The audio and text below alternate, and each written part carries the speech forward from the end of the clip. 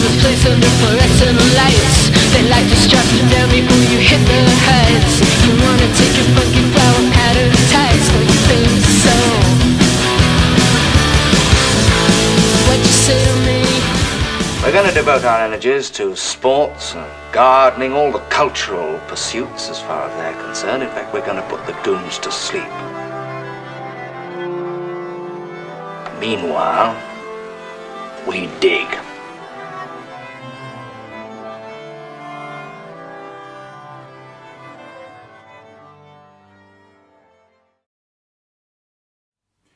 Greetings and welcome to the Anadromist. This is Byrne coming to you from Tbilisi, Georgia with something a little different. I have finished my series, How We Got Here, and a lot of people seem to have liked it. Some people have pointed out the musical sections. And I thought about that for a bit, and I thought what I should do is I've just got a special series of just the musical bits that I've edited, and I think we're going to have 3 volumes of just the music sections from that. And that way, if you're more of a music hound or you don't want to sit through all of the other kinds of material, you can just watch these listen rather with the eyes of a musician. So, one thing I did think about briefly was maybe adding some material to it, but then I thought, no, that would make it too long. I did watch some of the parts again, and I thought to myself, I really didn't cover the music history that much in depth. And even though these 3 parts are going to be long enough, nevertheless, I thought at some point in the future, I really should do more of a straightforward music history of some sort. 20th century music, rock and roll history, maybe something even more extensive than that. But I'm going to let that sit and ferment. I want to change gears and do some other stuff before that. So, without any further ado, here are the bits and pieces of music as they relate to the saga of how we got to where we are now. Hope you enjoy it. See you for the next edition of How We Got Here, the music edition.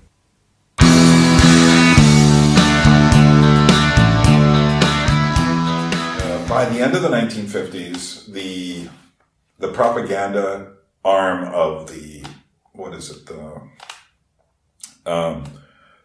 large mass propaganda arm began to find its opposite in the counterculture, particularly starting with the beatniks and the folk revival movement, and eventually rock and roll would all become part of this countercultural variant. And eventually, this would lead us to where we are today. All of these things had been percolating down to the students, who were then saying, well, why do we do the things we do? And there wasn't any good answer, especially from a generation of parents who like to relax. Look at the cover of any easy listening record from the 1950s. It's all about relaxation. You see these people with martinis, reclining on lounges, or having pillows, little stuffed dogs, things like this. While they were relaxing, their students were joining folk protest movements or listening to this new kind of thing called rock and roll, whatever that was. It's just, they'll grow out of it.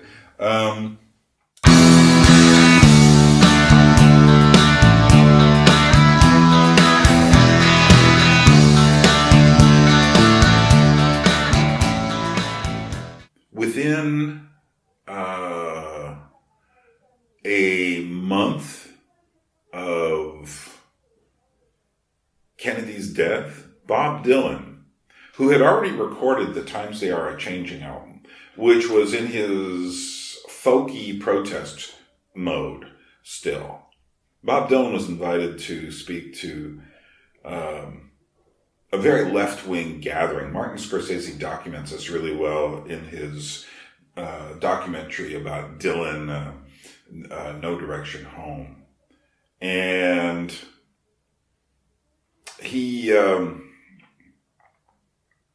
he basically just attacks these people who want to make him their kind of left-wing spokesman. For some reason, Dylan looked at Kennedy's death, and I think rightly said, politics is ridiculous. What we do, the hatred's caused over it. Why do I want to be associated as a political figure doing these songs that are just protest songs? So Dylan is really affected by that. What does Dylan do? Well, they eventually, in early 64, they release The Times They Are A-Changin'. Everyone thinks it's the same Bob Dylan. That, this is his reaction to things. It isn't. The album he really releases is Another Side of Bob Dylan. That's the first album after Kennedy's death. And in that, he starts doing his kind of hypnotic, folky lyrics, surreal, beat-inspired, totally not Kerouac so much as Allen Ginsberg inspired. And Ginsberg had become a friend of his by this point. So what's interesting is that it changes Dylan's whole approach. Why is that so important? Because Dylan then, he starts first doing acoustic, and then, inspired by the Beatles, he starts doing electric music. He buys his first electric guitar after seeing the Beatles perform in New York. And the Beatles are another interesting thing at this point. A lot of people forget when exactly the Beatles came. The Beatles came to America and performed on the Ed Sullivan Show in February of 1964. Now, February of 1964, essentially, it was near the beginning of February. February of 1964, okay, so the end of November 22nd, 1963 is when Kennedy is assassinated. So that's basically, you could say, November's done. So you have all of December and all of January and a couple of days on either side. So basically 2 months from the time that Kennedy was assassinated to the time the Beatles came. Now think about, if you want to put that in perspective, if you can remember what the nation was like 2 months after September 11th, it wasn't exactly like anybody had forgotten it. It wasn't exactly like we had gotten over it. Nope. Everybody was still thinking about it. Likewise, Kennedy's death was still fresh on everyone's mind. And if you were younger, I was 7 years old. And I remember where I was when Kennedy was dead. And that is, I remember I was in second grade. We heard this announcement. They turned on this really bad television reception at the school, and we watched some sort of announcement. And then people broke into tears, and then we all were sent home. And then began the long weekend of the funeral, and of course Oswald's assassination and all of the rest of it. So here, so the younger people, now I was too young to be, if I was a couple years older or at the end of high school or in university, I would have been affected totally differently the way people were affected. But imagine this. So this group of young, fresh-faced guys comes. They've just started playing their music on the radio in the exact same 2-month window.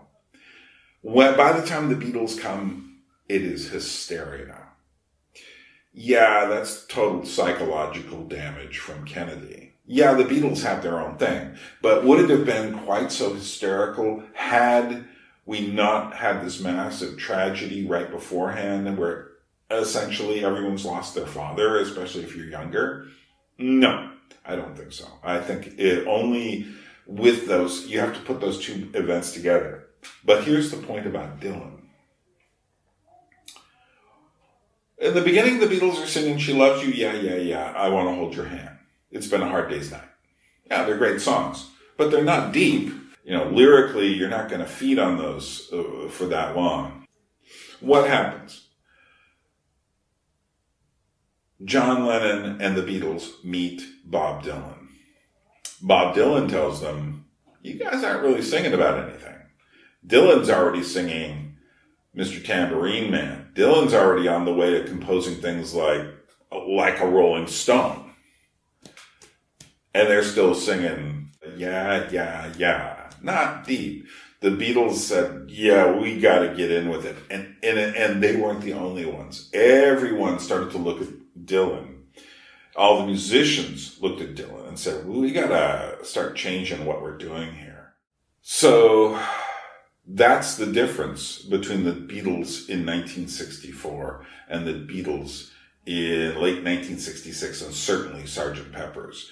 And if you hear songs like He's a Real Nowhere Man, John Lennon's song, you're listening to Bob Dylan. Norwegian Wood, it's kind of Bob Dylan. But they weren't the only ones. But here's the point. They're the Beatles. They were the most influential band of the 1960s. And now they're changing their whole approach to music thanks to Bob Dylan. There were other influences as well. There was more of an influence of classical in quotes, background in music. And the folkies were using cellos and strings and such, adding it to their music in the mid-60s. But the Beatles, inspired by the competition with the Beach Boys, with their album Pet Sounds, which had fantastic production, and they too, influenced by Mr. Dylan. Everybody's changing their lyrics, but they're also changing their music. And it's the Beatles who get out in front of changing the music more than anyone. Well, more than anyone except for one person. Jimi Hendrix. Also totally a Dylan fan. Dylan, in a sense, you could say Jimi Hendrix changes his music under the influence of Dylan. Basically, kind of something like this. Not only can I change my lyrics to be this wild, kaleidoscopic melange of sound, I can change the music. And there's a whole lot more to say about this moment in time, because then you start getting people like The Doors singing these very dark songs. Even the Rolling Stones, who were doing more rhythm and blues when they started, suddenly are doing what? What are they doing? They're doing, essentially, they start changing their songs to Painted Black. Whoa, where did those lyrics come from? I see a red door and I want it painted black. No colors anymore. I want them to turn black. It's like existentialism. It's beat poetry. It's Dylan. Again, the influence. Basically, every folkie, every rock musician worth their salt is affected by Dylan's change of lyrics. That's one of the effects of Kennedy's death. So Kennedy dies, and it leaves this wound in the American psyche, which starts to change the thinking of people. It changes the thinking of people like Bob Dylan, who decides, I'm not doing this folky protest stuff anymore. That's all just politics. I'm going to do something poetic, something surreal, something unnameable. So he writes songs like Mr. Tambourine Man or Like a Rolling Stone. He eventually goes electric to do that, which creates another scandal in the folk protest world. Then he influences people like the Beatles, who take his ideas. Yes, they change their lyrics from, I Want to Hold Your Hand to Strawberry Fields, whatever that means, which I'm sure there are people who will tell me exactly what that means, but what does that mean? The Beatles have also changed the music as well as the lyrics. So the Beatles and Dylan are like these two poles. But there was another one, and that was Jimi Hendrix, who also changes his lyrics and starts writing these extraordinarily sci-fi-oriented, science fiction-oriented songs like Purple Haze or 1983, Merman I Will Be, these strange songs. And then, more importantly, he changes the music completely and adds these heavy sounds that hadn't been heard since Bach's organ or the early 20th century, people like Holst or Stravinsky, these heavy chord progressions and stuff, which eventually creates things like heavy metal.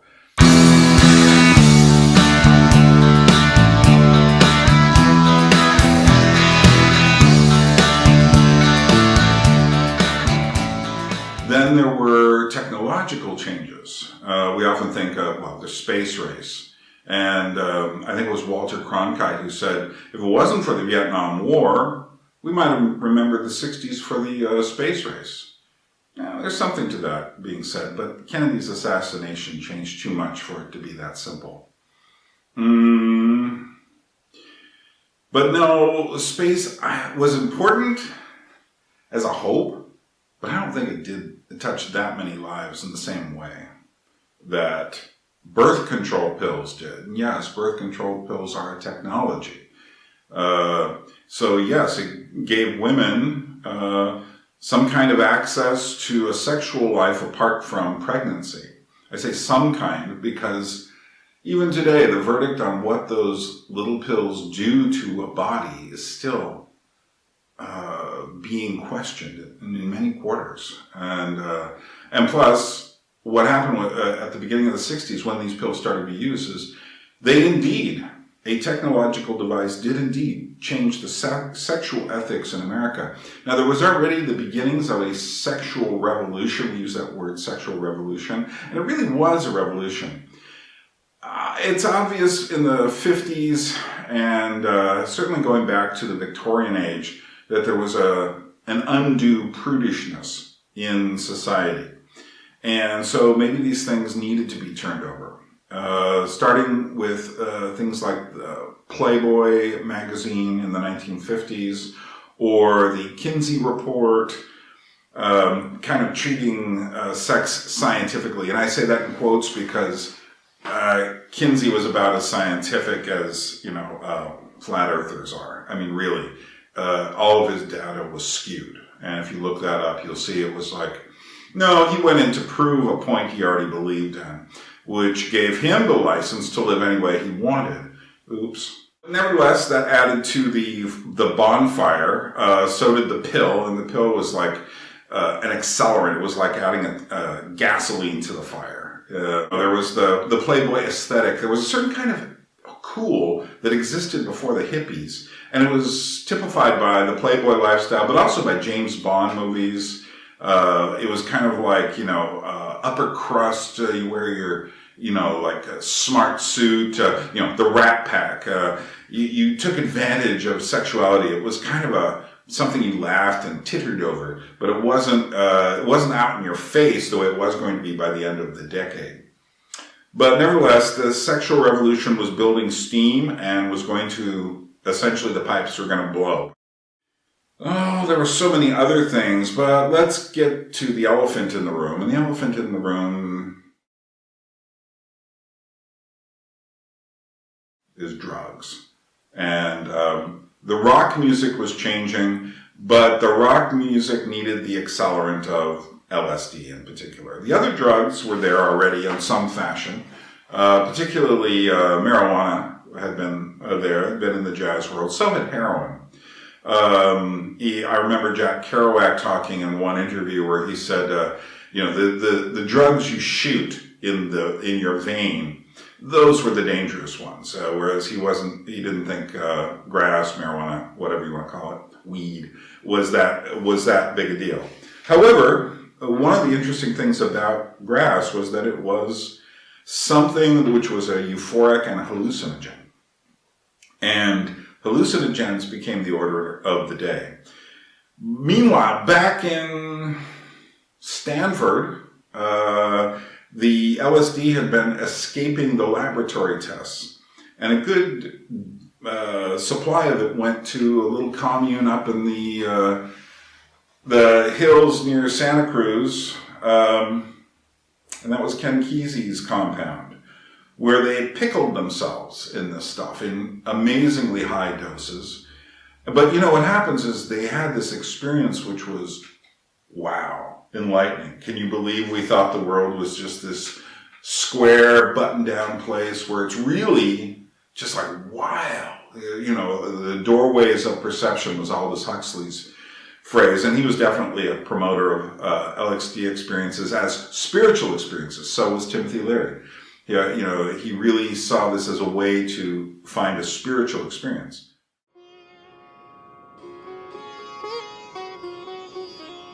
We tell young people today, drop out of school, because schools, education today, is the worst narcotic drug of all. Don't politic, don't vote. These are old men's games, impotent and senile old men that want to put you onto their old chess games of war and power. Drop out. Tune in with natural things. Take off your shoes. Get back in tune with God's harmony. Surround yourself with beauty and sacred objects. You can't get caught in the conforming, rote lockstep, which we call American society. Unfortunately, whatever happened to Arthur Lee or Syd Barrett or Skip Spence, all rock and roll musicians who got pickled and their brains were kind of distorted for the rest of their lives. The Kesey group, the people who rode the bus across America, painted it psychedelic colors, because that's what the drugs do to you, is they change your perceptions of colors and make things kind of like, funny thing, now we do that with video. That is, you go into your special effects in video and you can create all sorts of hallucinogenic effects. And after a while it gets boring.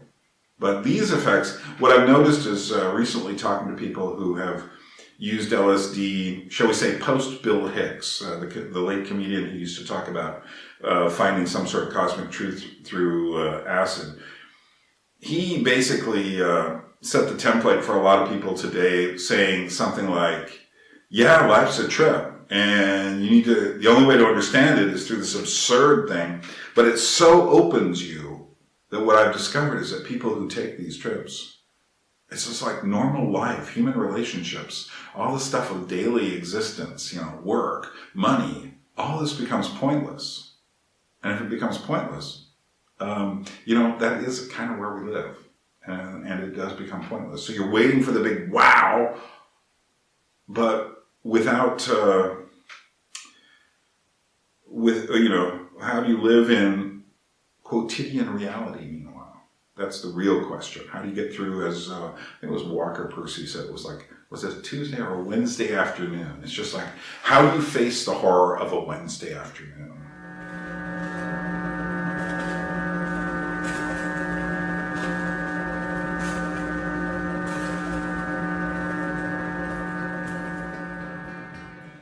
Just middle of the week, nothing's happening, you're just doing your job, you're just another day. How do you get through that? And frankly, from what I've seen of people using drugs, none of it works to get you through that.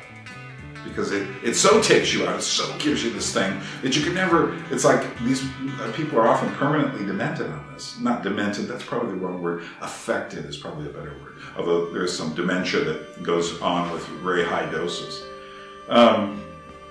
But essentially, Kesey was also completely a beat, and he had Neil Cassidy with him, who was Jack Kerouac's buddy, with On the Road fame, the book On the Road. And they just got pickled. They had way too much sex because, drugs break down the barriers of inhibitions. And suddenly they were acting like children. And some of the people who were playing at their parties were like Jerry Garcia of the Grateful Dead, and people who would later drift into this area of San Francisco called the Haight-Ashbury. And what happened there was an explosion of, well, some people call it an explosion of consciousness. A large part of the framework. I think that most of the people who are hippies now came to it through drugs. Yeah, but it's not a dope movement. We're not trying to spread dope. I think, personally, that the more people turn on, the better world it's going to be. We were talking before about a way of being, and one of the ways of achieving that being is through drugs.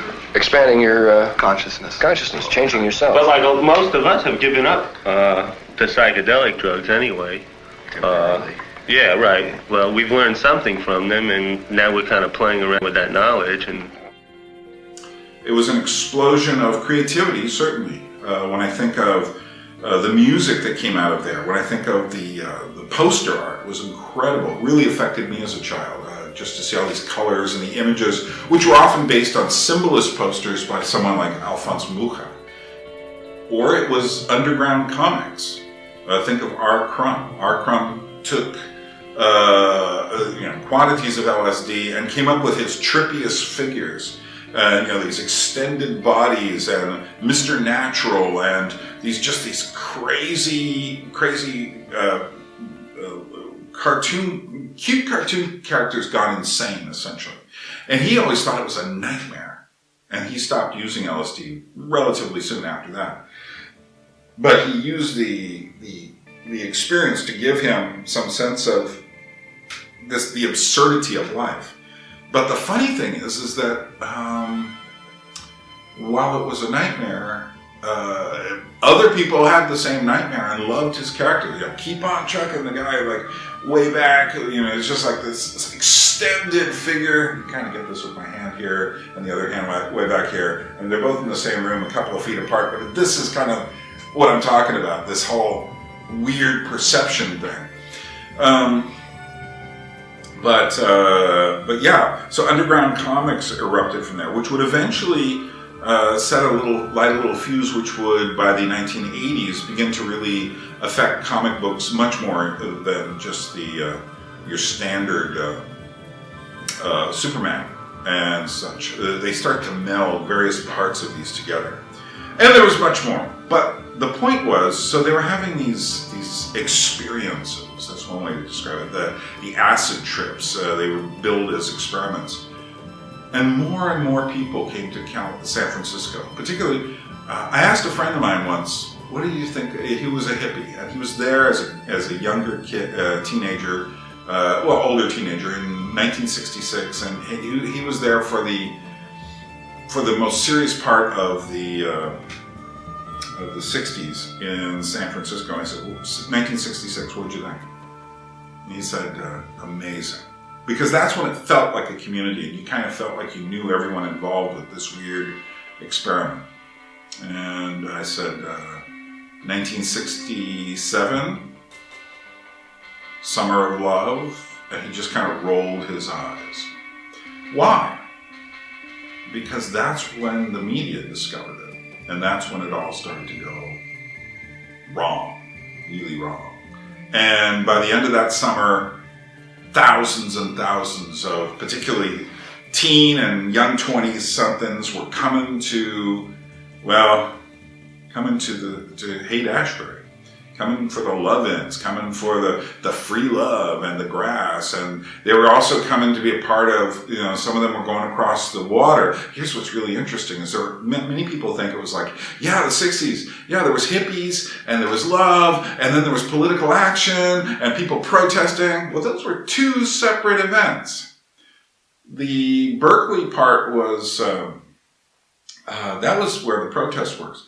And most of the protesters really didn't want anything to do with these love people over here, because the hippies would say things like, the protesters would say things like, we got to stop the war. And the hippies would go like, just take this, man, the war's going to go away. We're just going to will it to go away. And I was a kid and grew up in that area. I remember those people. You light my fire! There's only one way to do it. You gotta burn the world. You gotta search it for love. And here's the problem. By 1967, so many people were taking drugs and listening to music and getting high and dancing, although they were no longer dancing in any organized form. They just moving. And manners were breaking down, and you do whatever you wanted.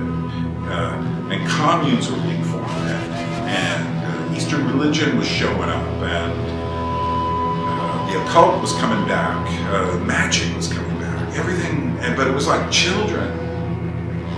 These older teens and 20-somethings were becoming children, little children. Suffer not the children. Well, these children did suffer because the problem was they were all children and there were no grown-ups around. Well, I take it back. There were a couple. Bill Graham, who ran the Fillmore, with the Fillmore auditoriums, he was an adult. And I think took LSD approximately once, and then had a trip, said wow, and then said, man, if I do this too much, I'm going to lose my shirt. But the truth is, for most people there were no adults. Everyone had become a child again. And then through that came cults, sweeping people up. Through Haight-Ashbury, Charles Manson swept through, started his sinister little commune, based on the same principles as hippiedom. Grass, LSD, plenty of sex, didn't matter who with or how many people. Yeah. And you know what started happening when I asked my friend, what did you think of 1969? He said, like, the apocalypse. And by 1969, San Francisco was deteriorating. The Rolling Stones had a free, everyone remembers Woodstock. And they all said, yeah, that was the beginning of the Woodstock Nation. That was like the end. That was like they didn't know it at the time, but they were celebrating the end of the stream. I mean, people will still say, yeah, but I really believe, no, I'm sorry. it kind of died. And but by the end of the year, the Rolling Stones held this festival, the Altamont Rock Festival, where people died and one guy got murdered right in front of the stage.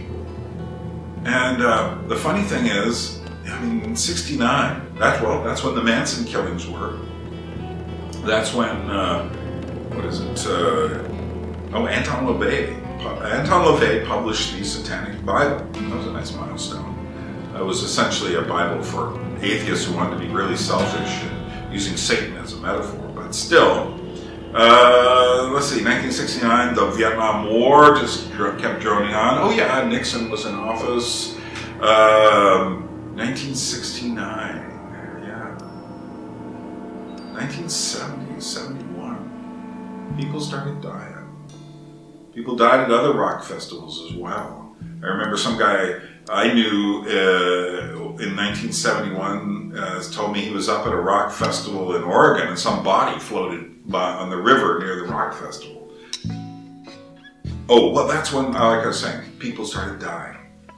So, Jimi Hendrix died. Janis Joplin died. Jim Morrison died. And, a little bit before that, Brian Jones, who used to be the leader of the Rolling Stones, he died. And it was essentially all related to drugs. So, and there were more things. The counterculture in general started to feel like wobbly. There was bombings that started to feel like done by the people protesting, the weathermen. And there was in Greenwich Village, there was an apartment that blew up when they were mixing chemicals. There was more radical protests. It seemed like every group was becoming more extreme. So it kind of went from the Black Panthers to the Symbionese Liberation Army. How's that for a name? C. Patty Hearst. When Kurt Cobain died, I mean, that was on the cover of magazines. The end of, a great performer. It was really the end of an epoch, too. But where do you think Jimi Hendrix's name was when he died? There was a little article in Time magazine, Newsweek. Rock guitarist Jimi Hendrix died. Rolling Stone did more of a tribute. The Rolling Stone again was the only place at that time. They were pretty cool, and don't worry, they're not cool at all, and haven't been cool for like 30 years or more. But at that time, they did an article about the Altamont Rock Festival, and pointing out like, oh my God, what have we done? And there was, in fact, a radio broadcast the day after the Altamont Rock Festival saying, we, the Flower Children, are losing it.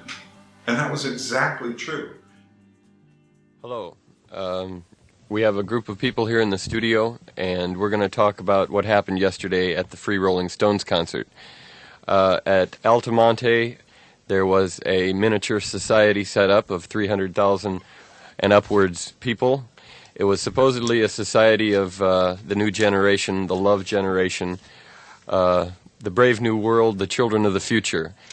And as far as I can say, I don't want to live in a society like the one I saw yesterday.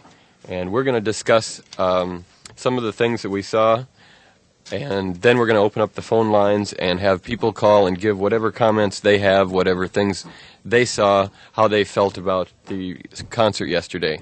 I mean, the lack of consideration, the total disregard for other people, and the lack of spirit, like, you know, we're one community and we got to pull this thing off, and if there's a crisis, you know, we got to work together, and that whole feeling was missing. There were times, you know, during the chaos that was around me. I was in back of the stage. There was a medical center and a place for bum trips, and people were coming through there using it as a traffic area. And there were a lot of people lying on the ground, you know, and people trying to minister to them and talk to them, people on bad trips. And other people were just walking through the area with obviously no regard for what was going on there. And when we tried to set up barriers and keep the flow of people out of that area, nobody paid any attention. They just kept shoving their way through, you know, well, we want to get to the front of the stage, and giving excuses about, you know, well, I left my party back at the front. And I don't know, it was very, very strange. I didn't feel any sense of community with a lot of the people there. I felt like, I mean, these weren't my people. Should we talk For about... flower children, we were almost like infants. Well, one of the things that may come from, and one of the things that we've been talking about, is drugs, and the effect of drugs on that gathering of people, and whether you can put that many people together, let them all get stoned behind different kinds of things, on purpose and accidentally, and come off with anything like an ideal human ingathering, or whether it's just going to be a very unpleasant experience, I guess. Yeah, I think the drugs is another. The total irresponsibility as concerns drugs, the fact that people were giving drugs in wine and in bottles without telling people that there was psychedelic drugs. rape. I got to jump in here because I was at Woodstock, and all of the things you're saying went wrong about the breakdowns in lines, and about the wine and the booze and the acid and the indiscriminate use of drugs and all of that, and even the bad drugs. All those things that happened here, they happened at Woodstock too. But it was a different thing. I can't explain the difference in feeling.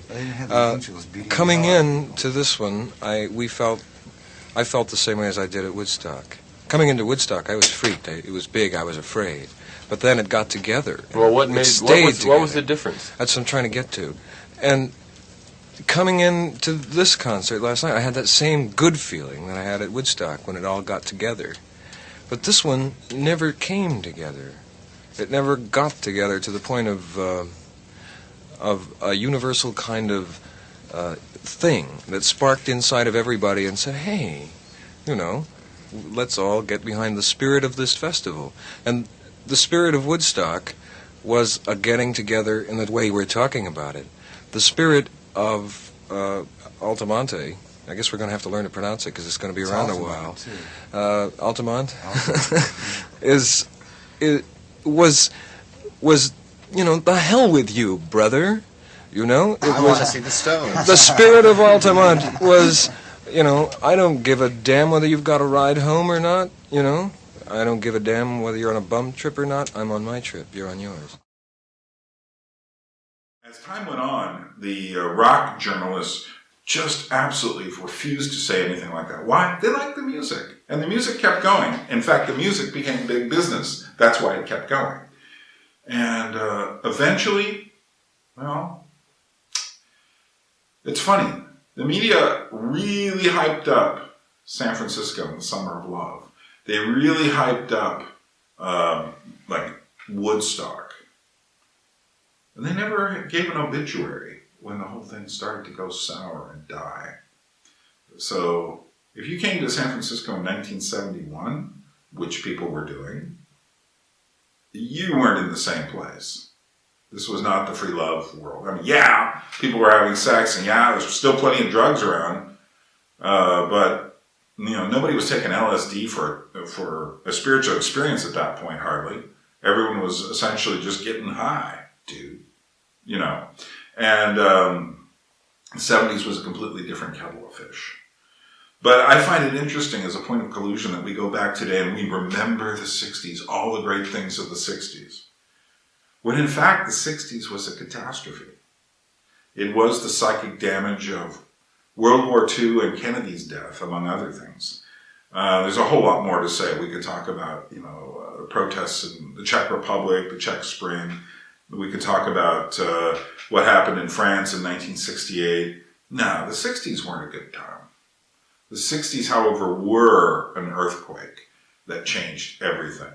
And the world we're living in today is impossible to imagine without the 60s.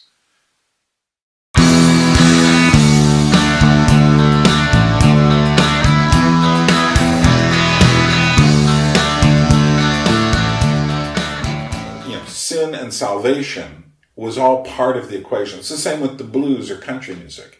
You can hear country songs that are about, someone having a loving family and home, and they're afraid of losing these things.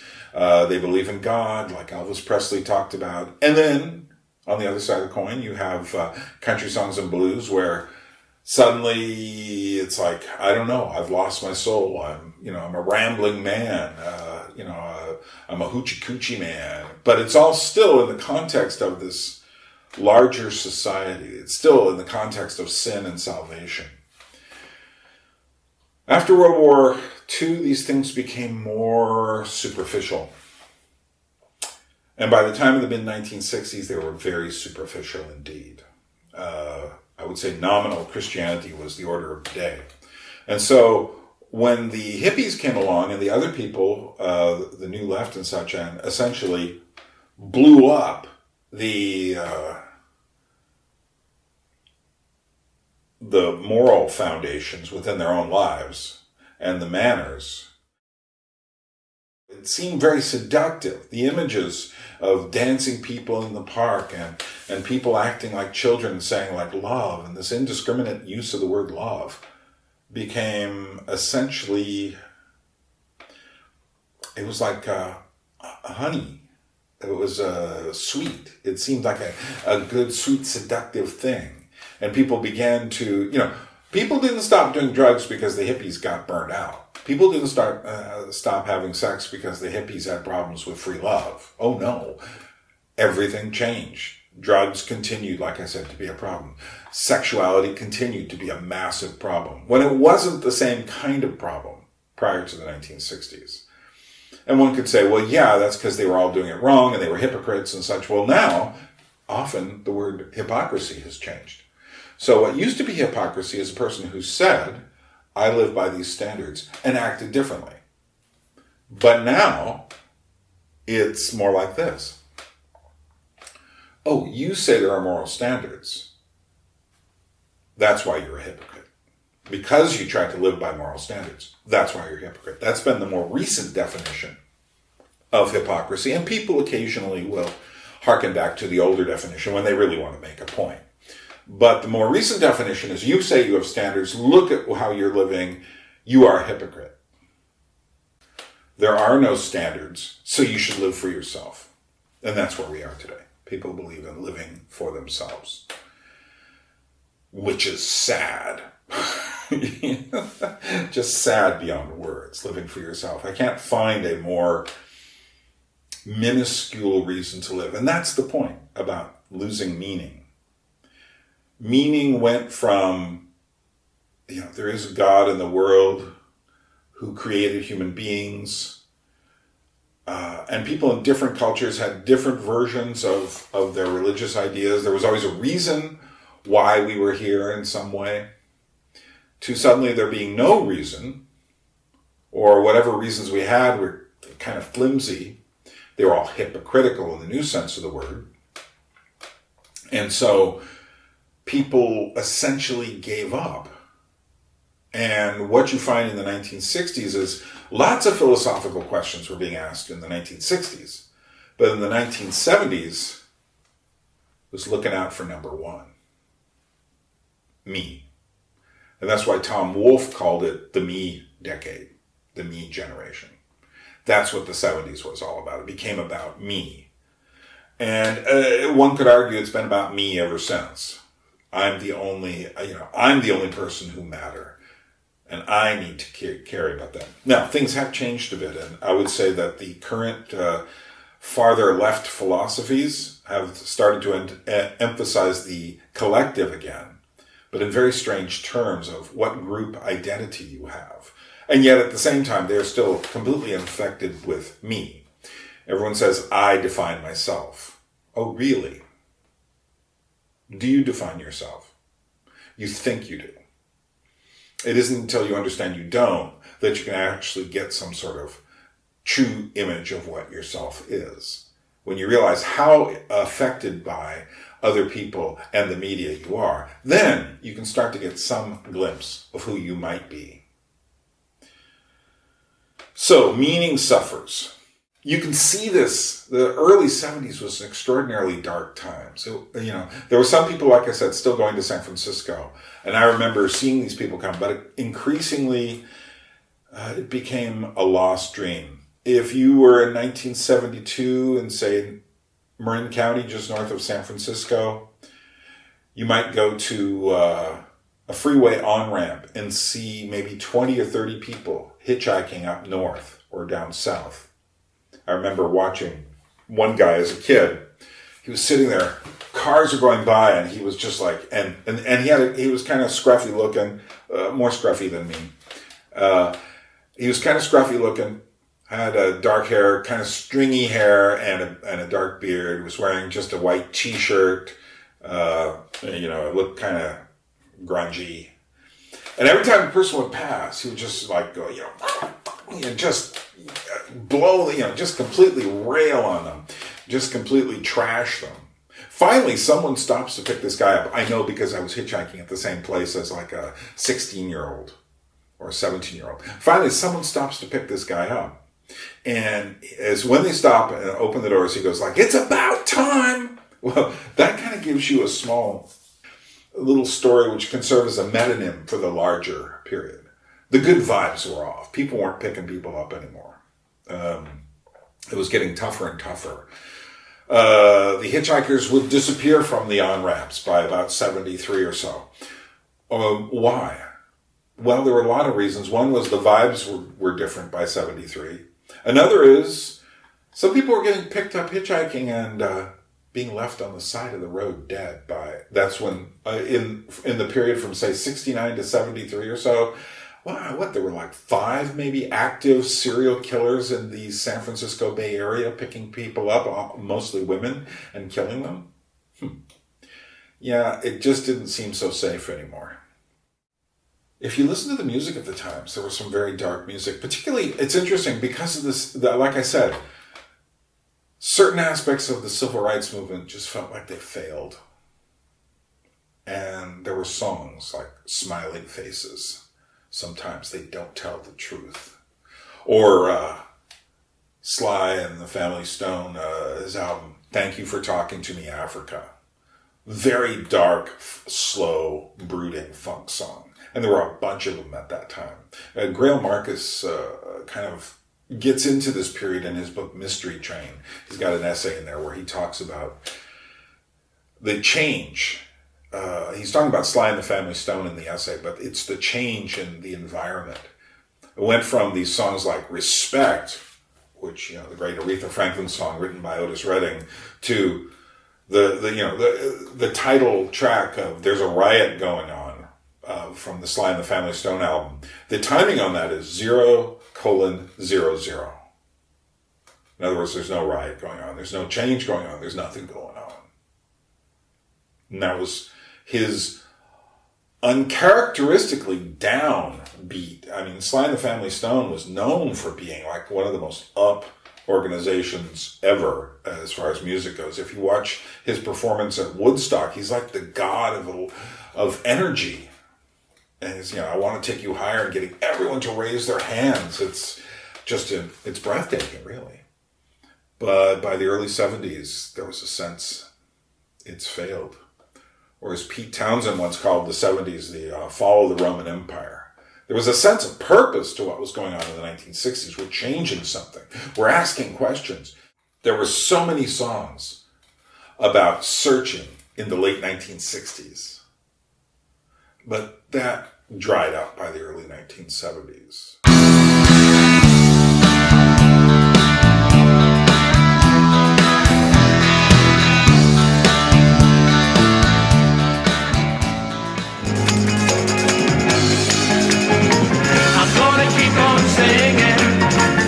most of these new Jesus music performers, playing music was simply a way of expressing their faith that made sense to them.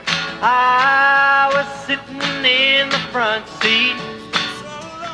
Rock and roll was music they understood, and putting their faith to this music made it something they could feel deeply. Don't you wanna be free? And there was no such thing as contemporary Christian music in the 60s. Not really.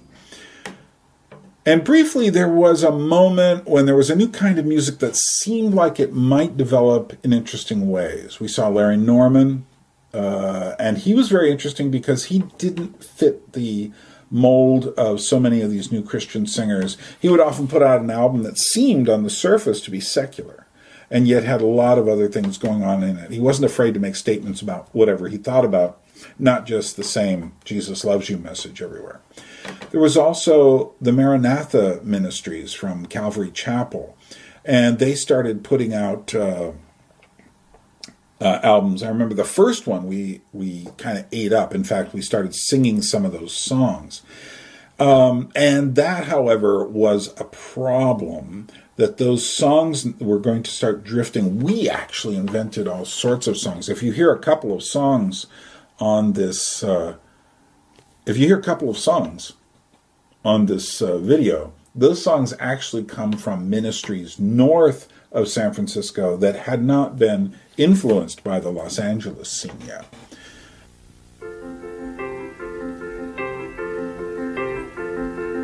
Hear the bells ringing, they're singing that we can be born again. Hear the bells ringing, they're singing, Christ is risen from the dead. The angel upon the tombstone said he is risen, just as he said. Quickly now, go tell his disciples that Jesus Christ is no longer dead. Joy to the world, he is risen. Hallelujah, he's risen. Hallelujah, he's risen.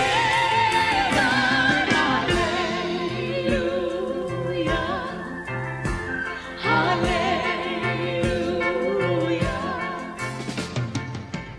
But occasionally, like a group like the second chapter of Acts would come up with a very distinctive sound. They had these very unearthly harmonies. They put more of an emphasis on spiritual music. However, this Christian music was going to be revealed to be one of the great defects of the Jesus movement. For one thing, the stuff coming out of Southern California, which was the bulk of it, a lot of it started to have a second-rate California sound. You know, if you think of Crosby, Stills, Nash & Young, the Eagles, Joni Mitchell, all the things germinating around that time. This was all like a degree lower, kind of imitating that style.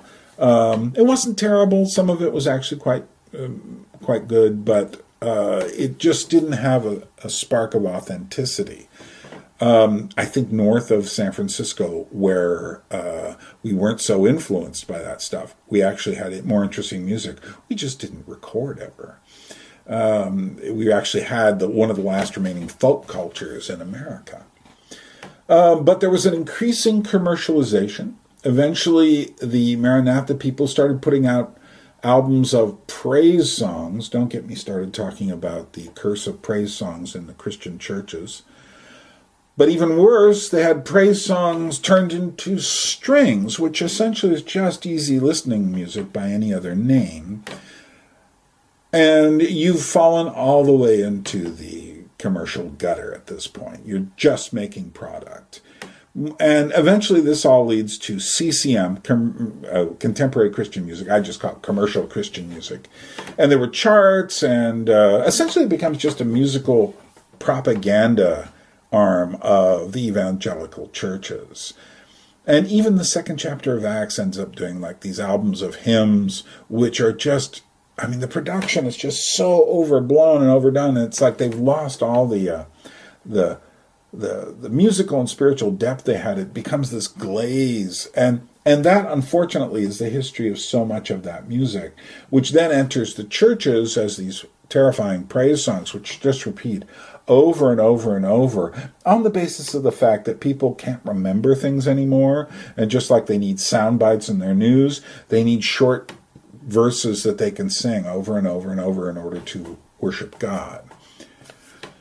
And so this, unfortunately, is the real effect of the Jesus movement. Special mention should be made of glam and glitter rock, particularly David Bowie, who, it's interesting, at his death a few years ago, people looked at him as a hero because he was seen as a forerunner. His music and the music of glam was the first openly androgynous music scene that there really was. And it was also, it was very gay in many respects, but it also had aspects of bisexuality to it. Very complex. But his song Rebel, Rebel, I think, summarizes a certain attitude, and I've certainly heard that played at gay pride parades with a great deal of gusto.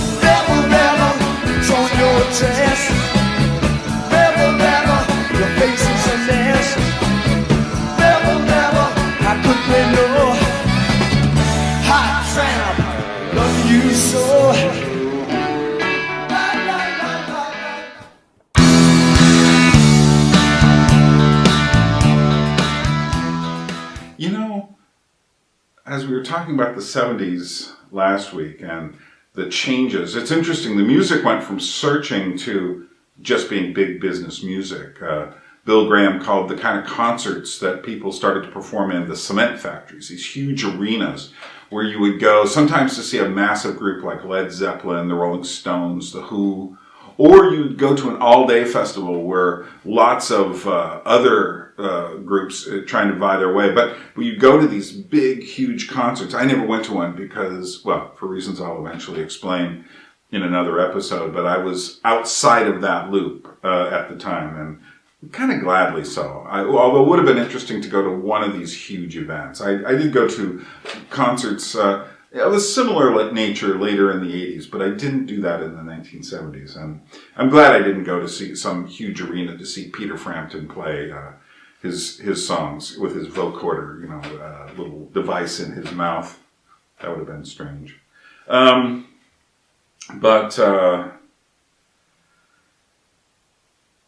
So I saw the movie Rocket Man, the kind of a biopic, really a musical, but a pretty honest musical about Elton John's life. Now I would say pretty honest because at the end, it definitely goes for and everything worked out, and Elton John's life worked out happily ever after because he became more honest and didn't have any more problems, which I can hardly believe, given the nature of the story. But the story is very much a 70s story. A lot of people might look at that and say, wow, those rock musicians had such crazy lives. I mean, you see something similar in the recent Bohemian Rhapsody, Freddie Mercury story. Although I would say that was a little less honest in many ways than the Elton John story. The Elton John story, the only thing I really criticize is the end, where it just is a little too triumphant. It would have been nice if they'd snipped it off before he got to some sort of and everything worked out sort of ending. But the rest of the film was brutally honest about sex, drugs, and rock and roll. And essentially, it doesn't paint a really good picture. What a lot of people don't realize is that wasn't just the lives of the rich and famous rock stars.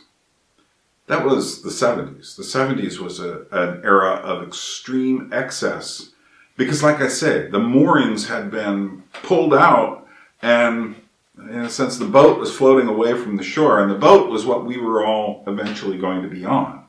There were still some people left on the other side of the crack, you might say, of the ice shelf. But eventually those people would become more and more, well, they're not insignificant because they're human beings, but irrelevant to the discussion at hand, and without any power to change anything. So, but yeah, so Rocket Man was interesting because it really shows the heart of darkness of the 1970s in a very flamboyant musical way. I thought the musical numbers were great, and I'm not going to turn this into a review of the movie, but it was interesting focusing on someone like Elton John. I mean, it's interesting now the fact that Queen and Elton John are considered the bellwethers of the 1970s. They weren't at the time. It was Led Zeppelin, The Who, and the Rolling Stones. It was California sound as typified by the Eagles, or even Joni Mitchell during her Californian phase. It was, funk music. Those were all what people really paid attention to. Elton John was like John Denver, someone in the background who was successful, but you didn't pay him that much attention. Queen a bit more so, but it was like, yes, these people got a lot of press, but were they the megastars we see them as today? Were they the standard bearers of the 1970s that we see them as today? Not really. Not really. And, if you were to do any, I remember listening to KFRC in the 1970s, just driving around. And at one point they did a top 500 of all time kind of thing. They had done one of these in the 1960s. And the number one song was Can't Get No Satisfaction by the Stones. But now the Stones have been relegated further down the chart. And what was number one was Stairway to Heaven by Led Zeppelin. Stairway to Heaven by Led Zeppelin is the 1970s. That's like quintessential 1970s. And someone like Queen, whom the critics hated at the time, they called them quasi-fascist for songs like, we will rock you. And in fact, there's something quasi-fascist about those large concerts anyway. And because essentially the power of the microphone, and particularly the power of the amplification systems, really put all of the people in that environment under the subservience of the people who held the power. Pete Townsend once said, there's something about plugging in a guitar, turning it to 10 in a stadium, and hitting a power chord. It's just an experience you don't forget. You realize how much power those rock musicians had at the time. And keep in mind, there wasn't any MTV with constant video rotation. So if you wanted to see one of those performers, you had to go to one of those concerts. And yet the problems of the manners and the meanings and the morals of the times, these were pretty substantial problems. And they weren't going away. But there was a sense towards the middle of the 1970s that these large, bloated bands, I think Emerson, Lake, and Palmer traveled across the United States with not one, but two loaded semi-trucks full of their equipment on a tour. Yeah, how are you going to get to be a rock musician under those circumstances, where you have to prove that you can put on this wild show for people?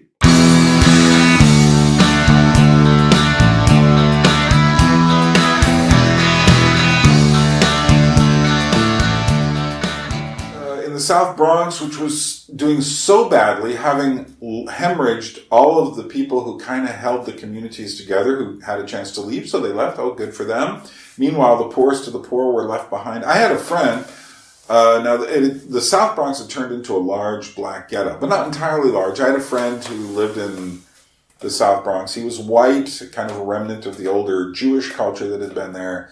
And when he was growing up there, he said the back half of his building wasn't there. So he lived in a building that half of it was gone.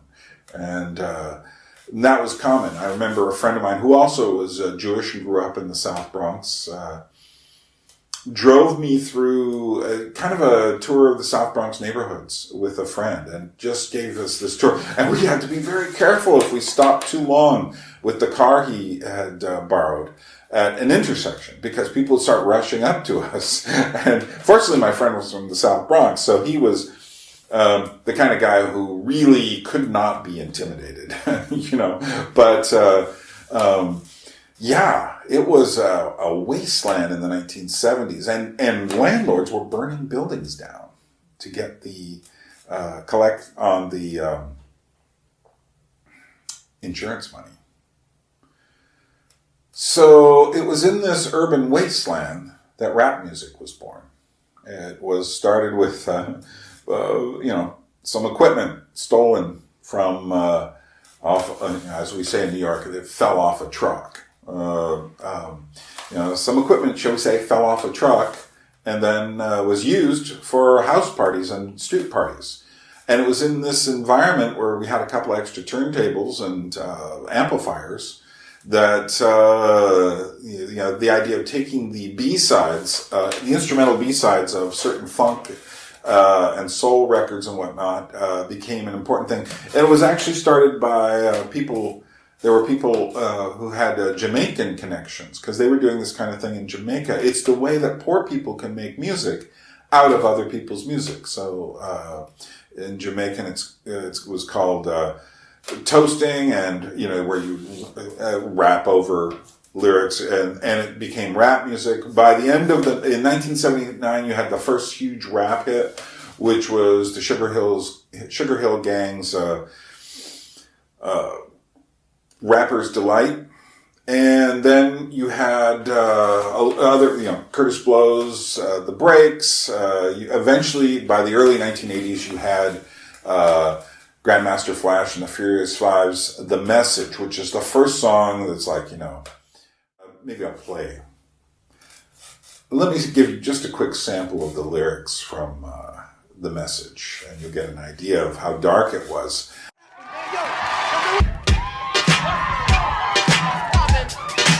And we're going to tell y'all about New York City. We love it over there, and this is what it's like. We're going to tell y'all about this.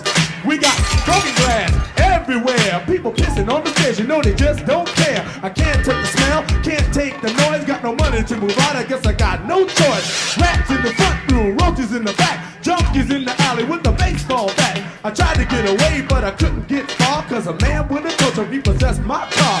Don't push me, cause I'm close to the edge, and I'm trying not to lose my head. It's like the jungle sometimes. It makes me wonder how I keep them going up. And when I arrived in New York City in the end of 1980, and New York was still in that 70s zone and would remain so for a while, certainly till the middle of the 80s, this kind of like fallout zone. But what was interesting about rap music, it was a hip-hop culture. So there were different aspects. There was graffiti and tagging, which involved essentially people. This is where the whole thing of putting your name as a tag came on. Interestingly enough, a lot of the script for tagging was developed by a guy having nothing to do with that culture named Vaughn Baudet, whose work appeared in some alternative comic magazines that somehow made their way into South Bronx culture. And they loved the kind of balloony script that Vaughn Baudet had created. And so that became the central emphasis of the graffiti culture. I mean, there were other people who kind of leached on it, I would say, like Keith Haring. I never considered that the real thing. And that was the kind of thing that became popular in the art world. But today, I mean, it's funny how this culture has gone all over the world, and it still has this sense of, we don't care about your culture. I just want to see my name on a train going by. I just want to see my name on a wall, which to me is not the best thing. Although there are buildings, I think, that scream to be defaced. But the problem is, as I've seen it even here in Tbilisi, Georgia, recently there was a kid who put his tag, I shall not even mention his name because he deserves no attention whatsoever, on a really beautiful building down here. Well, that's a disgrace. If you're going to put a tag on something, make it some ugly modern building, please. Some brutalist piece of architecture. Something we don't want to look at anymore. Change it. Yeah, that's my advice to you, graffiti artists. And, legitimacy, legality, that's up to you to deal with. But the other aspects were, of course, rapping, which was an art form all itself. And I thought it was interesting. Not the first time that people had been rapping. There had been, Convoy, the country song from the 1970s, trucker country song. That was rap music in a sense, country rap. But the rhythms were not at all the same. And there were a lot of country songs that were talking country songs, where you talk over things. There was also in the Black American community, there were things like, well, I've got this comedy record from the 1970s. They call these party records. Kind of off-color comedy by Jimmy Lynch, where he's talking about, shall we say, a man and a gorilla in a certain way. And what happens is he's talking with the rhythm of the music. So the music is this slow funk thing. And he's talking his comedy routine over it. Now, this is well before rap music. But you can go back to chain gang music in the 1930s and certainly before that, but our first recordings are from the late 30s. And you hear people talking over the rhythm, talk, chant, sing. So, the idea of rapping or talking over music is not new. What was new was taking these old records. So you then have another art of DJing or turntablist who then mixes these things, and they used to call it the Wheels of Steel. There's a great Grandmaster Flash piece called Grandmaster Flash on the Wheels of Steel. You should go look for that and listen to that. That's a really good idea. Then there was also popping and locking, breakdancing. And breakdancing itself was very interesting because as a form, it's one of the first forms to kind of say we're beyond we are beyond that old thing of dancing together. It's almost like dancing for the new era, and the new era now is a group of people having a contest with each other. It's like, say, some Russian dancing in a way, where people would say, now it's your turn. In Georgia, it's like that as well. And so in a sense, it's kind of like, my sense is it's not necessarily return to folk culture, as it's a new culture, a new recombinant culture, where you're recombining things.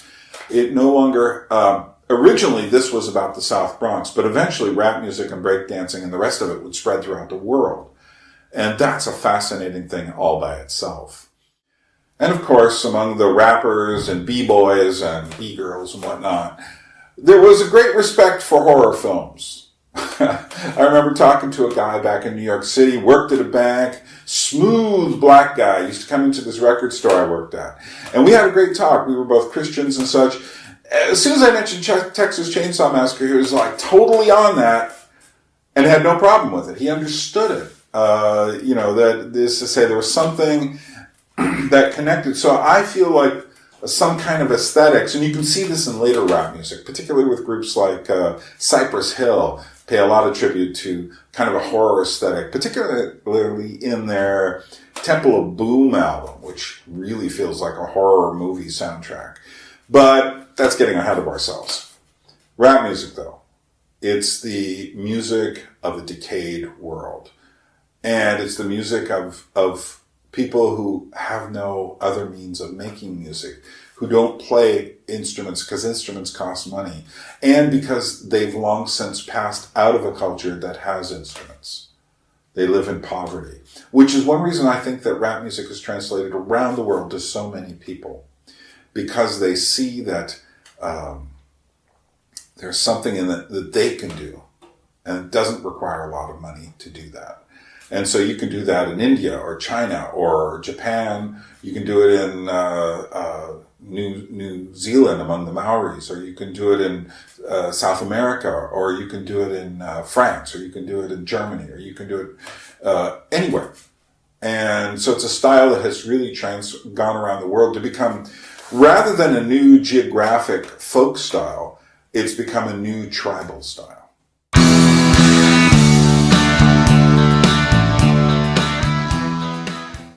Let's discuss punk rock, shall we?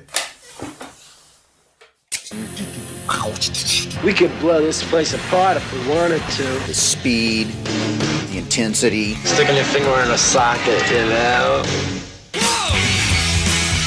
Punk is whatever you want to make it. Punk rock is definitely about breaking. I want to break chairs. I want to smash furniture. I want to shake the juice till it bursts. I love your juice. The attitude was generated by the music. We're born punks and we'll die punk. If you're miserable enough to watch and listen to this report on punk, You, because I'm a punk rocker. It was angry, chaotic, and rebellious. Stripped down, offensive, and sometimes violent.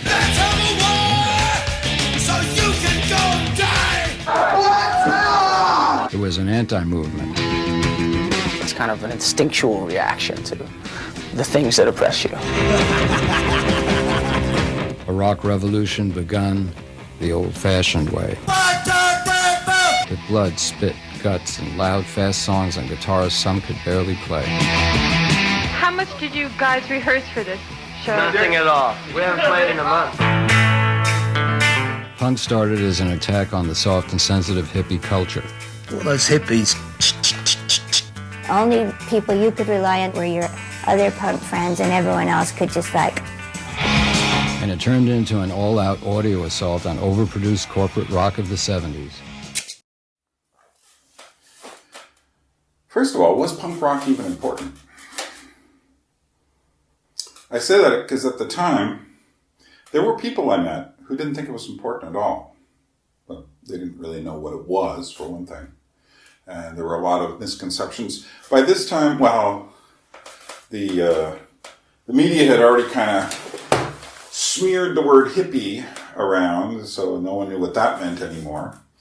And punks would follow suit as something that's just these angry kids in England kind of thing. So, yeah, I remember talking, in 1980, I did a lecture. It was one of my first lectures. And the subject was the relationship between horror films, punk rock, and fashion. Yeah, I did that in 1980. Wow, a long time ago. And I'm surprised I put all those things together way back then. Yeah, I did a lecture at Sonoma State University in Santa Rosa. Well, it was really Cotati, California. And I was invited. The lecture went well. I used slides and music. It was received quite well. And there were hardly anybody influenced by punk rock at all at that time in that particular college. There was like one girl who kind of dressed what I call a little new wavy. But really, the ideas really hadn't spread too far. This was about, 40 miles north of San Francisco, 30 or 40 miles. But I was invited over to like a get-together with the professors. And so they were talking, and I ended up talking, there was a black guy who was one of the teachers there, and I started talking with him, and then he just said, "Now, why are you talking about punk rock?" he said to me. He says, like, "This has no real significance. It's just fashion, you know. It'll come and it'll go." And it was interesting. I mean, he was really kind of offended that I would spend any time thinking about it. But I felt it was something much more important than that.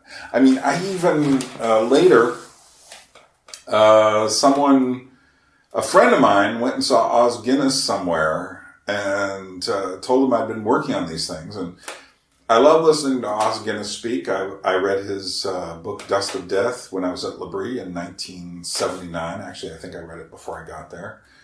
And I've had a great deal of respect for him ever since then. But my friend went and told him I had been working on these ideas about punk rock, and Os Guinness was just kind of like the same thing. It's just a fashion. It's not that big a deal. And I was like, have I, what am I seeing in this? Well, here's what I was seeing. I questioned myself a little bit, but I knew I'd tripped onto something. And one of the things was that it was connected to that chainsaw. It was a desire to loose oneself of that artificial smile of hippiedom, which is now the artificial smile of geekdom, and of culture in general. Wherever you go to, commercial culture is all the artificial smile now. Let me tell you how I first heard about punk rock.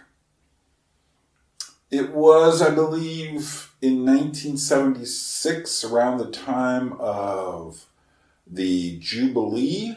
Well, maybe that was 1977. The Queen's Jubilee celebration, and the song God Save the Queen by the Sex Pistols had been creating a bit of a furor over in England, because they actually had the nerve to equate Queen Elizabeth with being an empty figurehead and throwing the word fascism into boot somewhere in there as well. And more importantly, there was a phrase, no future, no future, no future, that kept being played at the end of the song. Now, I was at someone's house, and I didn't have a television set at the time. And they did, and it was the 11 o'clock news had come on, and they probably didn't want to put this on for the 6 o'clock news on one of the three big stations. But the 11 o'clock news came on, and there was a very short piece about these really angry young musicians in London and this stuff called punk rock and the Sex Pistols. And I heard it, and the first thing I heard was the sound of like fingers on a chalkboard scraping down. It had that kind of quality. Still does. And I heard this stuff and I said to myself, that's different. And what struck me as different about it was the anger.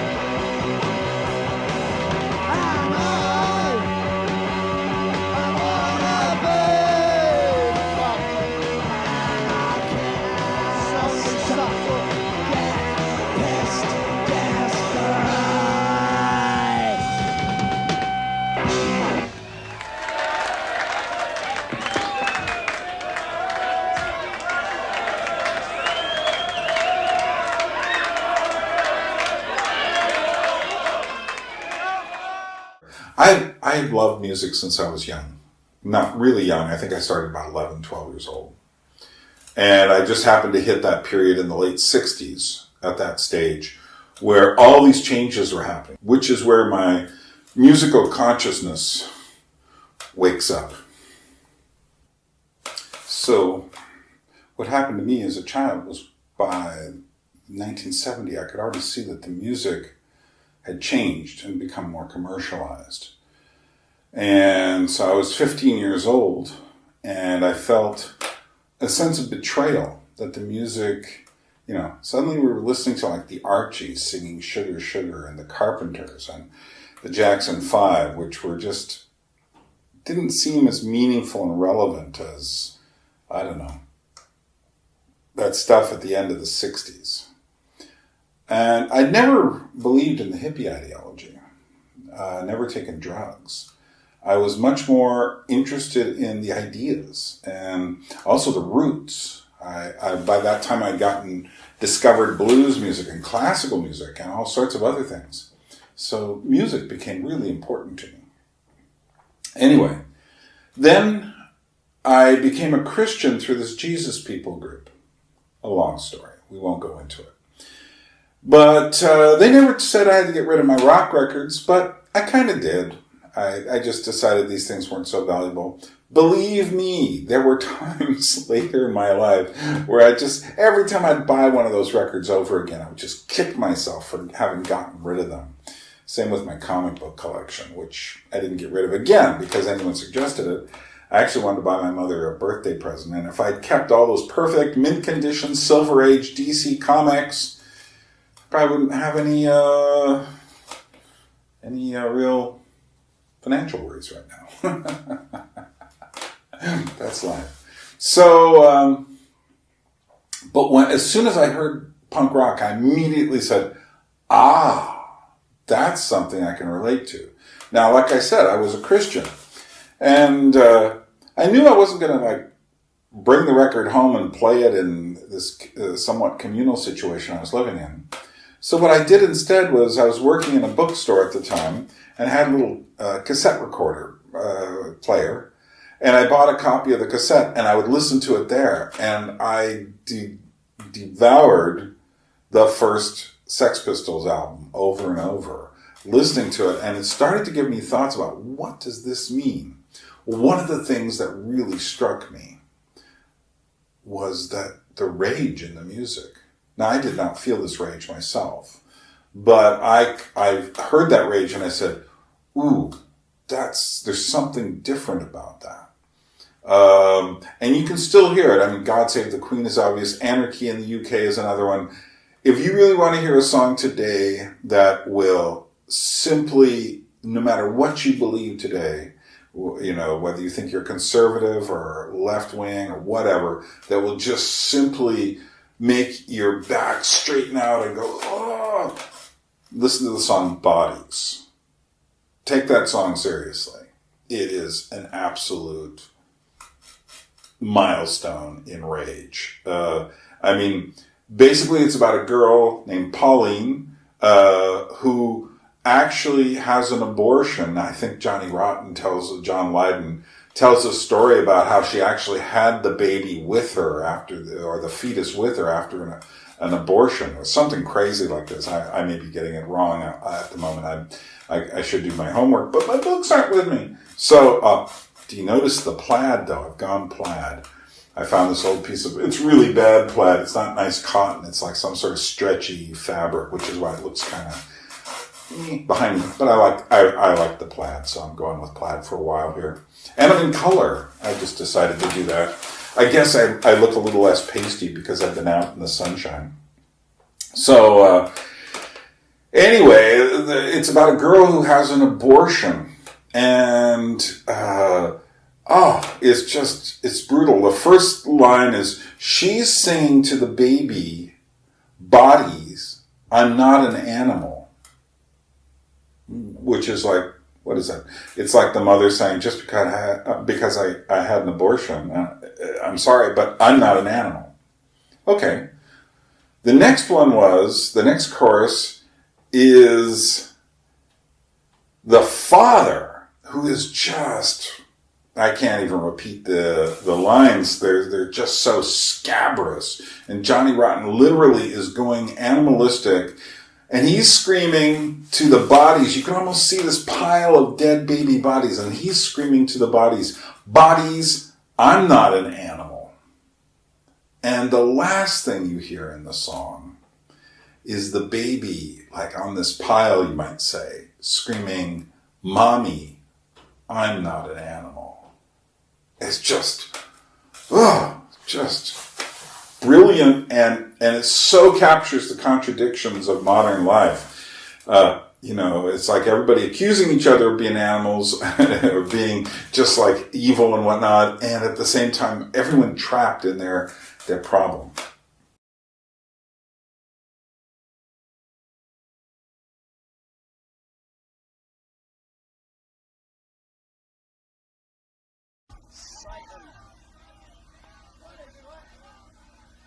Sounds cool, buddy.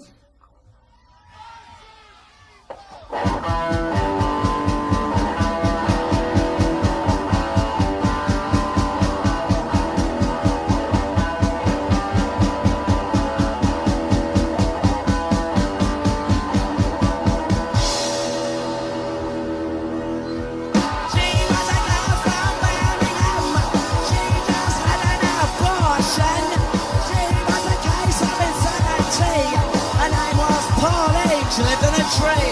She wasn't no one who killed her baby. She sent her letters from the country. She was an animal. She was a bloody disgrace.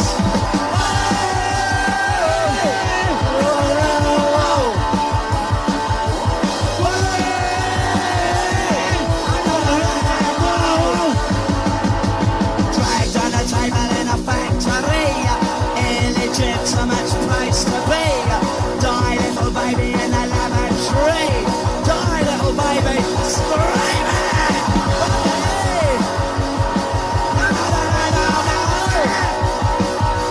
Body, a gurgling fucking bloody mess.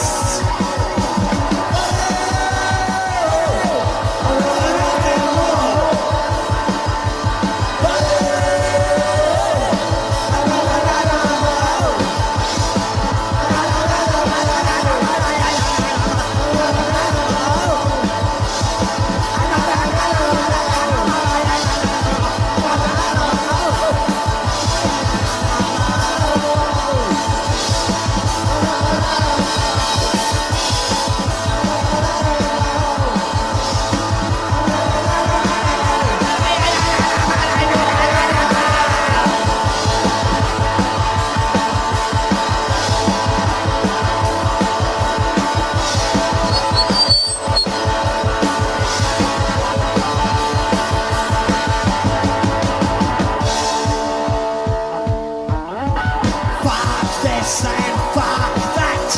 Fuck it all and fuck the fucking brat. She don't want a baby who looks like that. I don't want a baby who looks like me. I want an animal. I want an abortion.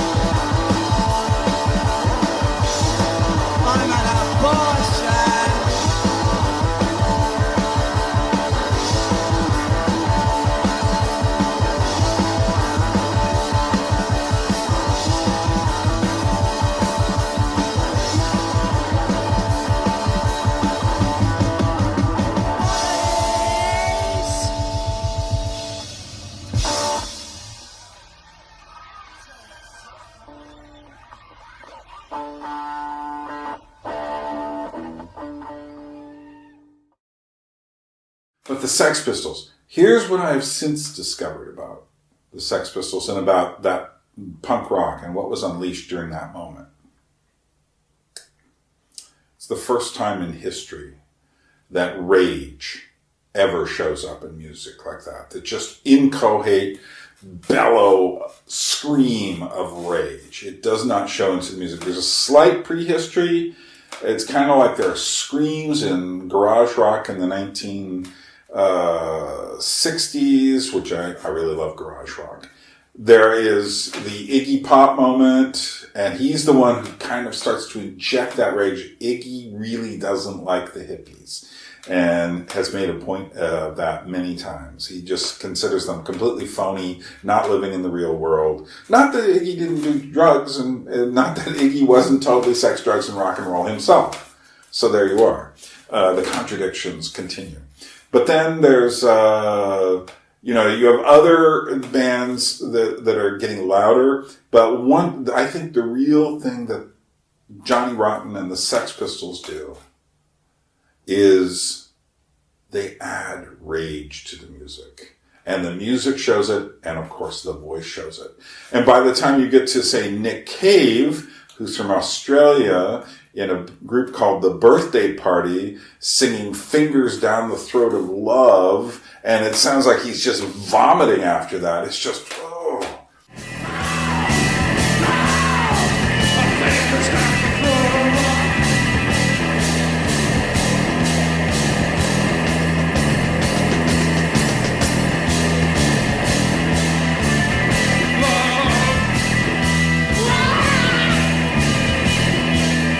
But that rage is really important. And that rage, now there's a lot of different aspects to punk rock. One of them is the do-it-yourself, the DIY. I find that really crucial and a great creative thing to know.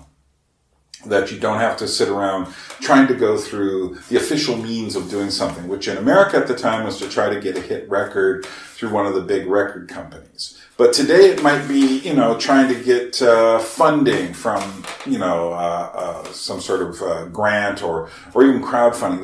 That there's always another way to do it.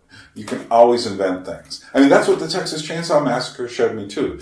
You didn't need a great set design in terms of classic backgrounds and costumes to make a real serious statement about art through like bones and feathers and fur and wood and such. That didn't cost much money. It's just, but what an artistic statement. Likewise, the Sex Pistols, they just get out there and do it. Now, there's a whole history to the Sex Pistols and a whole history of punk rock, and I know all about it. It goes back, you can go back and back and back on punk rock. Obviously back to the 1960s with Iggy and what was happening in Detroit. Obviously, you can go back into garage rock. You can go back to the 1950s, certain forms of rhythm and blues and rockabilly. You can go back into the Pentecostal church to find that scream. You can go back and such, but you don't find the rage. Now, I say this with some authority. I have listened to music from pretty much, you pick a culture, I'm sure I've heard music from it. It's not ever about rage like that. That rage is a product of this modern world. That rage is a post-hippie rage. The hippies were false naivete, purposeful naivete. Punk rock was just a punch to the fist in a black canvas, saying, why have you left us this? And even your smug hippie optimism. And at that time, and this is really important, the hippies, the punks were really against hippies. Later, they would seem to be like they were always on the same page together. And this would happen when the more the punks became political. So in a group like The Clash, they start to adopt left-wing ideology. The Sex Pistols are not left-wing. They're just, Johnny Rotten sings, I am an anarchist. He's not really an anarchist in any traditional sense. He's just super angry. And his voice can peel paint off the walls. And it's an amazing, it contains so much in it. It's anger and rage, but it's also, it's mockery and it's sarcasm. And there's humor. And it's also just pure plain black rage. And that mix met with a lot of people. And also the music was stripped down. It was no longer like a 20-minute guitar solo followed by a 10-minute drum solo followed by the bass player. It was no longer that sort of kind of hippie ideal. It was now just like short, 3-4 minute song, 2-minute song. Eventually with hardcore punk, it'd be like 1 minute song. It'd be a long song. It did not contain any hope. Find me punk songs or even new wave songs that are about love, really. Or love in any decent way. Even someone who's only tangentially related, but still part of the whole milieu, like Elvis Costello, his songs that are about human relationships and love are all dark. Watching the Detectives. There's a lot more I can say here. I don't want to make this series about music history, which I know way too much about. But I just want to say that what happened, what was unleashed in that moment was this permission to essentially just say F you to people. That was one of the worst parts of punk rock. Because it gave everyone the permission to say, and once everyone had that permission, eventually it trickled down to everybody.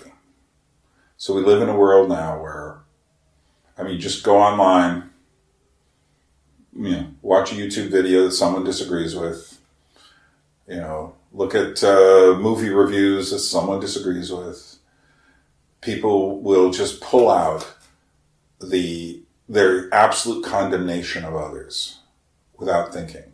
Yeah, the hippies were wrong. But in their naivete, what they really wanted was to show love. They were naive about it. It was that Jack Kerouac, just like, it's all good, man. Well, it isn't all good. And on the other hand, it's not all bad either.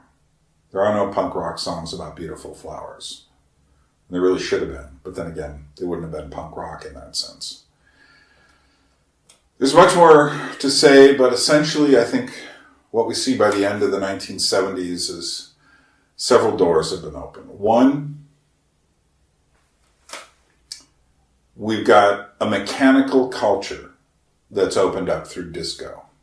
A mechanical culture, we all take part in it. Mechanic, eventually digital culture, electronic culture that we all take part in. And there are many aspects of that that are humanizing. There are also aspects of that that seek to fight the dehumanization, but in the end, you can't fight it with it. You become it, as in propaganda.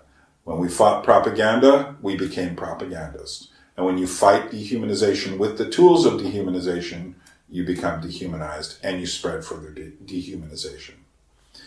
Next, there is, and these are connected, that blockbuster culture is also, it's like creating worlds for people to inhabit that lessens their own imagination because now they have your world to live in and to fantasize about. And that message was not lost on the powers that be.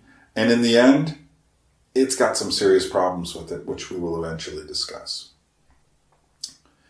Then there is the issue of a culture like rap music, hip-hop, of reinventing culture from the beginning, of having no means. See, we've forgotten so many things, so people no longer know how to dance in so many places anymore. They don't know how to make music together. They know how to play music. They know how to, shout on microphones and sing on microphones. They know how to get amplifiers that you can hear 30 blocks away in a city. But as far as human interaction, things as simple as eating together, it's complicated. It's all become complicated. But one thing about rap music is it does point to a door of possibilities of reinventing culture. But one of the things I would say is you can't reinvent, you have to go back and be re-inspired by the past. And finally, in punk rock, the rage is let out. That rage which we are still living in. And that's a very important thing. And it's a hopeless rage. It's a nihilistic rage. At the same time, as I told a friend in the about 1980, I said, in many ways I consider the Sex Pistols more Christian than most of the Christian music, pop music at the time. Why? Because that's all hollow. At least that rage was real. That is what this world has provoked in us. But the shiny pop music, whether it be Christian or all the synthetic music we have around us today, oh no. That is not human at all. That is something else. And the fact that they know how to market it to sell us, it's just like they know how to market a hamburger to us and sell it. They do a very good job of marketing these things and selling them to us. But that doesn't mean that they are better for us nutritionally, either spiritually or physically. And, but the good thing to learn from punk rock, I think, is DIY. Do it yourself. Don't stick around to argue. Don't ask for permission to work on art or to do anything. Don't try to get an NGO behind you. Don't try to get the powers that be behind you. Don't try to be liked. Just do things.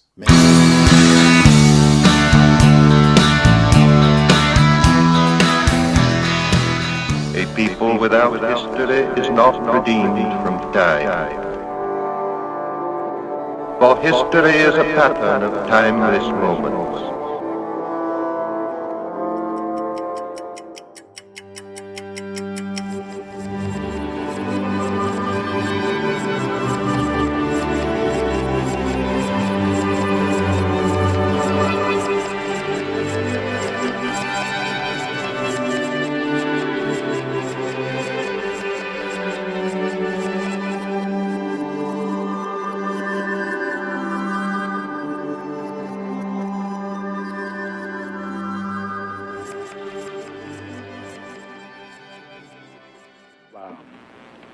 Now you got the blues problem. You don't know what to do. You want to see them, wonder where they're at, wonder where they're going. Wonder why they see me. I trust them with everything I had. I done everything. I turned my heart to them with faith and belief in them. And then they get up and to see me. Now you don't know whether to cut their throat or to cry again. That's the blues, B-L-U-S-C. It's very strange, because I'm not born to blues, you know. It's not in my blood. It's not in my roots, in my family. Man, I'm Jewish, you know. I've been Jewish for years. Boys, if you ever loved anybody when they didn't love you,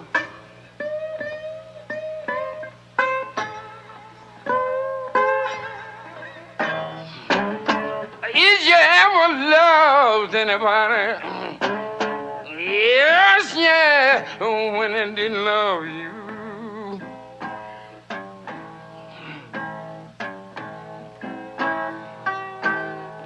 You know, it don't look like it'd be satisfaction.